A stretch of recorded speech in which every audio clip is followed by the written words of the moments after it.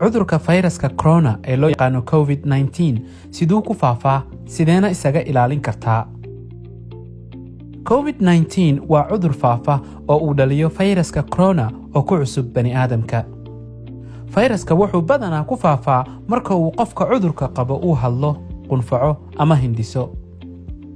kadib dadka ka agdhow ayuu afka ama sanka ka geli karaa. fayraska aad ayuu u culus yahay marka uu hawada marayo. qiyaas ahaan 1 mitir kaliya ayuu ku dhex socon karaa. wuxuuna durbadiiba dul degaa meel kasta oo celisa. sidaa darteed ayay badanaa dadku isugu gudbiyaan kaliya markay istaabtaan. weli lama oga muddada saxda ah ee uu fayrasku ku noolaan karo meesha uu ku dego. sidaas darteed ayay muhiim u tahay in mar walba la nadiifiyo goobaha gaar ahaan meelaha ay joogaan dadka uu ku dhacay cudurka Covid-19. gacmaha waxay taabtaan meelo badan oo laga yaabo inuu ku jiro fayraska.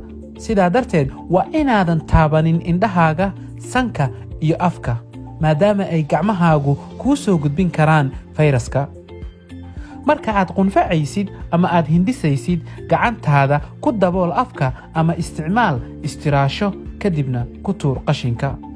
sida ugu fiican ee lagu xakamayn karo faafidda fayraska corona waa in had iyo jeer aad gacmahaaga ku dhaqdid biyo iyo saabuun. sidaas ayuu ku dhimanayaa fayraska hadduu gacmahaaga ku jiro. ku dadaal caafimaadkaaga kana qayb qaado xakamaynta faafidda cudurka Covid-19.